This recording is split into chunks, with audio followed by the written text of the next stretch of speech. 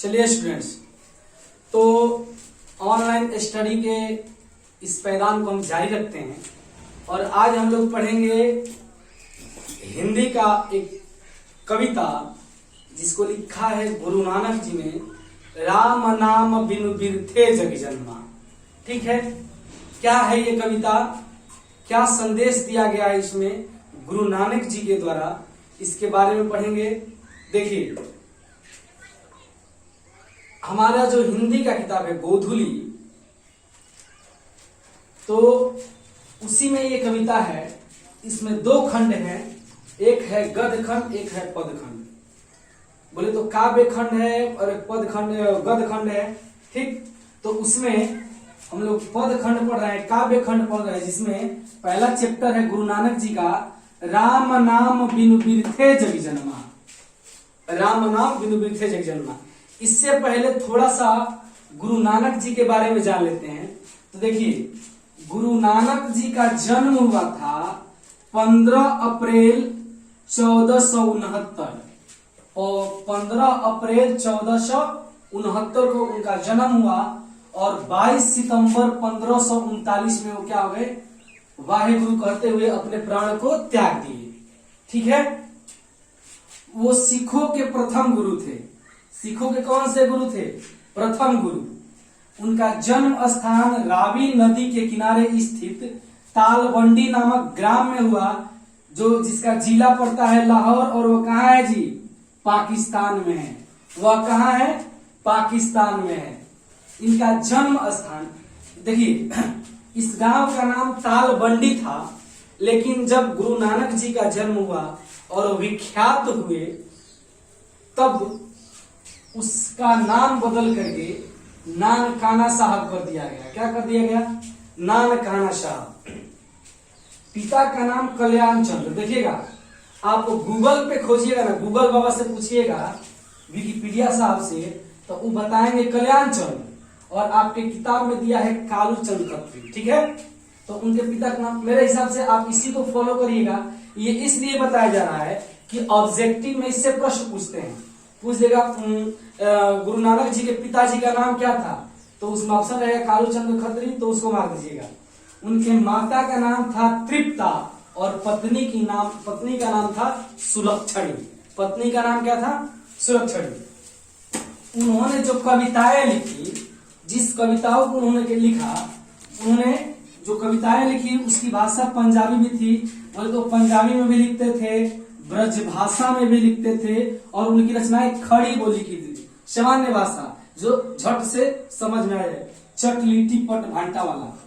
ठीक है, उसके बाद उनकी रचनाएं जो पहला है जप्पू जी, आशा दीवार, रहीरास और सोहिला, ये उनकी रचनाएं हैं। देखिए, इन्होंने जो काव्य संग्रह लिखा था, उसको सिखों के जो 5वें गुरु अर्जुन देव जी थे। सिखों के 5वें गुरु कौन थे? अर्जुन देव। उन्होंने 1604 ईस्वी में इनकी रचनाओं को संग्रहित करके गुरु ग्रंथ साहिब नाम से क्या कर दिया? प्रकाशित कर दिया, और ये प्रसिद्ध हुआ। ठीक है, तो इनके पिताजी चाहते थे कि ये भी बिजनेस में लगे, ये भी काम करे, लेकिन इनका मन भक्ति की ओर जा रहा था। ये इनका मन भक्ति में लगता जा रहा था, भक्ति की ओर ये अग्रसर हो रहे थे। तो उन्होंने उस काम पे ध्यान नहीं दिया। ठीक है, उसके बाद क्या हुआ कि उन्होंने, उनकी जो ये रचना है, इसमें इनकी दो रचनाएं हैं। पहला है राम नाम बिनु बिरथे जग जन्मा, और दूसरा है जो नर दुख को दुख नहीं माने। ठीक है, तो हम लोग ये पहला पढ़ रहे हैं, राम नाम बिनु बिरथे जग जन्मा। देखिएगा, राम नाम बिनु बिरथे जग जन्मा में अगर इसका व्याख्या देगा तो कैसे लिखिएगा आपकी प्रस्तुत पंक्तियां, अगर पंक्ति इसमें से कुछ दे देता है उठा के, तो इसको एक एक लाइन ध्यान से देखिएगा और लिखिएगा, प्रस्तुत पंक्तियां हमारे हिंदी पाठ्य पुस्तक गोधुली के काव्य खंड से लिया गया है। काव्य खंड के राम नाम बिनु बिरथे जग जन्मा नामक पाठ से लिया गया है, जिसके लेखक गुरु नानक जी हैं, जो कहते हैं, क्या कहते हैं वो इस पंक्तियों में बताया गया। देखिए, वो बोलते हैं कि राम नाम बिनु बिरथे जग जन्मा। उन्होंने कहा कि जो मनुष्य इस संसार में जन्म लेता है, जो इस संसार में जन्म लिया और वह राम का नाम नहीं लेता है तो उसका जीवन इस संसार में व्यर्थ है। उसका जीवन क्या है? इस संसार में व्यर्थ है। अर्थात राम नाम के बिना इस संसार में जीना, राम नाम के बिना इस संसार में जन्म लेना क्या है? व्यर्थ है। क्यों? और क्या होता है कि बिखु खावे बिखु बोले, बिखु खावे बिखु बोले, बिनु नावे निफलु मट्टी भ्रमना। कि जो व्यक्ति राम नाम का बखान नहीं करता है, राम नाम का जाप नहीं करता है, वह बिख खाता है, विष खाता है, विष, और उसकी बोली विष के समान हो जाती है। और बिना नाम लिए उसकी मति क्या होती है? भ्रमित हो जाती है, वह भटक जाता है, अपने कर्तव्य पथ से क्या होता है? भटक जाता है। अर्थात राम नाम के बिना संसार में मनुष्य क्या होता है जी? भटक जाता है। ठीक। उसके बाद कहते हैं कि पुस्तक पाठ व्याकरण बखाए, संध्या कर्म तिकाल करे, बिन गुरु शब्द मुकत कहा प्राणी, राम नाम बिन अर्ज मरे।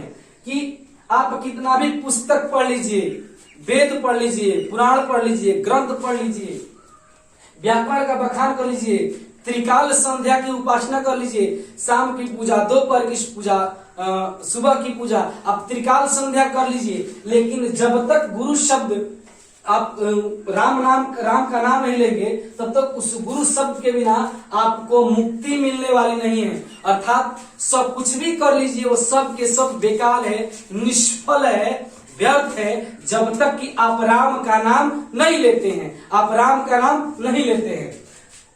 बिनु गुरु शब्द मुकत कहा प्राणी, राम नाम बिनु अरुष मरे। कि जो व्यक्ति क्या करता है? राम का नाम नहीं लेता है, वह क्या करता है? इस माया रूपी संसार में उलझ कर रह जाता है, उलझ कर मर जाता है, परंतु उसे मुक्ति नहीं मिलती है। फिर अगले चरण में इन्होंने कहा क्या? अगले चरण में ये ताना कसते हैं किसके ऊपर? उन साधुओं के ऊपर, उन संतों के ऊपर जो धर्म का ठेका ले रखे हैं, जिन्होंने धर्म को क्या किया है? धर्म को बदनाम कर दिया है। मुंह में राम बगल में छुरी, जिन्होंने इसको बदनाम किया है, उनके ऊपर भी ये ताना कसते हैं, निशाना कसते हैं अपना, और कटाक्ष करते हैं। क्या करते हैं कि दंड कमंडल शिखा सूत, धोती तीर्थ गवन अतु भ्रमण करे, राम नाम बिनु शांति न आवे, जब हरि हरि नाम सुपार करे। कि जो व्यक्ति, आप कुछ लोग व्यक्ति क्या करते हैं? कमंडल धारण कर लेते हैं, दंड धारण कर लेते हैं, धोती धारण कर लेते हैं, लाख तीर्थ यात्रा करते हैं, गेरुआ वस्त्र धारण करते हैं, और वो क्या करते हैं? भ्रमण करते हैं, तीर्थ यात्रा करते रहते हैं, लेकिन उन्हें वास्तव में शांति नहीं मिलती है। वह शांति किससे मिलती है जी? राम के नाम से। राम के नाम से शांति मिलती है। किससे मिलती है? राम के नाम से। रामचरितमानस में गोस्वामी तुलसीदास से लिखते हैं कि भाय कुभाय अनख आलसहूं, नाम जपत मंगल दिशरसहूं। कि इस उन्होंने कहा कि भाव से, राम का नाम चाहे भाव से लीजिए चाहे कुभाव से लीजिए, भाय कुभाय अनख आलसहूं, गुस्सा में लीजिए या आलस में लीजिए, वह राम का नाम हमेशा क्या करेगा? फायदा करेगा। उसी बात को गुरु नानक जी कहते हैं कि राम नाम बिनु शांति न आवे। कि राम के नाम के बिना शांति नहीं आता है। और क्या होता है कि जब भी हरि हरि हरि नाम सुपार करे, कि यही तो एक ऐसा नाम है जिसको मनुष्य, जिसको जीव जप करके इस माया रूपी भव सागर से पार कर जाता है। लिखा गया है, गोस्वामी तुलसीदास जी लिखते हैं कि कलयुग केवल नाम आधारा, सुमिर सुमिर नर उतरहु पारा। कि जो कलयुग में कोई भक्ति करने की आवश्यकता नहीं है, कोई मंदिर में चढ़ावा चढ़ाने की आवश्यकता नहीं है, बस आप नाम का गान करिए, आपका जीवन पार लग जाएगा। उसी बात को गुरु नानक जी अपने शब्दों में कहते हैं कि राम नाम बिनु शांति ना आवे।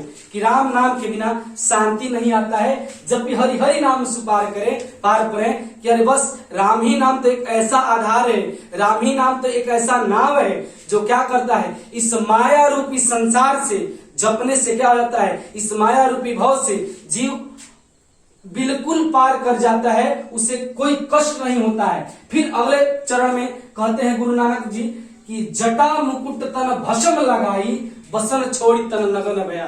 धर्म के उन ठेकेदारों पर, धर्म के उन ठेकेदारों पर, उन दिखावटी साधुओं पर, उन दिखावटी लोगों पर कहते हैं कि कुछ लोग बहुत जटा बढ़ा लेते हैं कि जटा मुकुट तन भस्म लगाई, तन में भस्म राख लपेट लेते हैं और अपने आप को अघोर कहते हैं कि मैं अघोरी हूं। बसन छोड़ तन नगन भया। कुछ लोग ईश्वर के पाने के लिए क्या करते हैं, अपने शरीर से, अपने बदन से बसन माने कपड़ा का त्याग कर देते हैं, नग्न हो जाते हैं। जे जिय जंत जलथल महियल जत्र तत्र तू सरब जिया। लेकिन वो नहीं जानते हैं कि वो यहाँ तहाँ सब जगह अपने जीवन को व्यतीत करते हैं, कपड़ा छोड़ देते हैं, दंड कमंडल धारण करते हैं, जटा बढ़ा लेते हैं, भस्म लगा लेते हैं, नग्न हो जाते हैं। लेकिन इस आकाश में, धरती पे, आसमान में जहां भी जीव है, जो भी जीव है, वो कहते हैं कि जेते जिय जंत जल थल महियल, कि आकाश में, थल में, जल में जहां पे भी जीव है उन सब पे क्या है, सर्व जिया। सर्व जीवों पर केवल और केवल राम का ही आशीर्वाद है। किसका नाम है, किसका आशीर्वाद है, राम का ही। राम के कारण ही वो जीव क्या है, जिंदा है। इसीलिए वो कहते हैं कि गुरु परिषाद राखिले जन को हरिरस नामक घोल पिया, कि मैंने तो उस राम नाम का, उस गुरु रूपी प्रसाद का पान कर लिया है। अतः आप भी पार करें और इस जीवन से, इस भव सागर से, इस माया रूपी संसार से पार करें।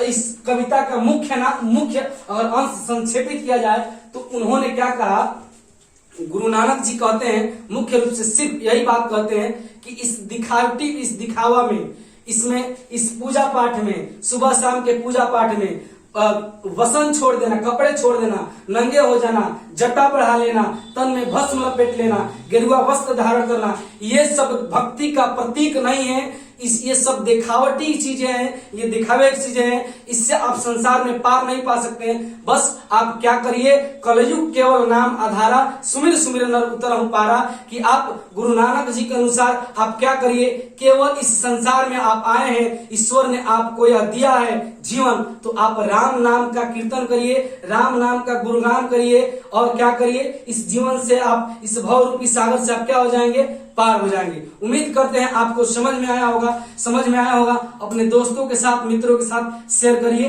धन्यवाद।